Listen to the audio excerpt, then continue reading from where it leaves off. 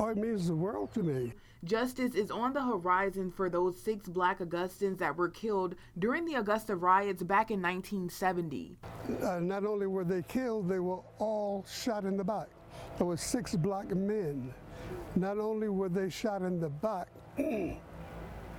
all of the white police officers who shot a Black person in the back was promoted. Dr. Mallory K. Millender was a young faculty member at Payne College during the Augusta Riots. He says that one of those officers was even named Officer of the Year. What happened to those Black men and why it happened has essentially been sanitized. When you hear about people being killed in the riot, they rarely even tell you that they were all shot in the back.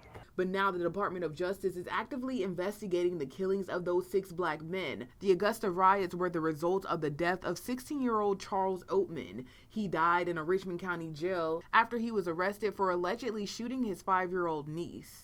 It was not yet consolidated.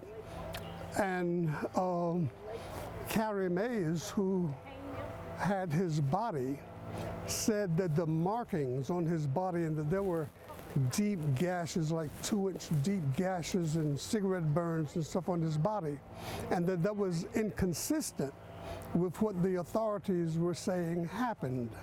Authorities reported that Oatman died after falling from his bunk, but an autopsy report showed that he had fluid in his lungs. Carrie Mays was an undertaker. She concluded that Oatman died from drowning. People were like fed up. And while Oatman's death still remains a mystery, Millender says the DOJ seeking answers for those 6 Black men that were shot the night of the Augusta Riots could still change the rhetoric of today. I think it ought to bring relief to the families of those victims who have been labeled as looters.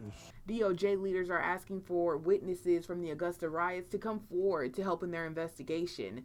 Joyce Law, a local historian, was just 16 when those riots took place. Was working as a tutor at First Mount Moriah in Turpin Hill, and instead of being able to walk back home in Bethlehem, I had to call for a ride, and we just didn't get home in time before everything was just all in chaos. She believes that people should be willing to come forward and speak with investigators this time around.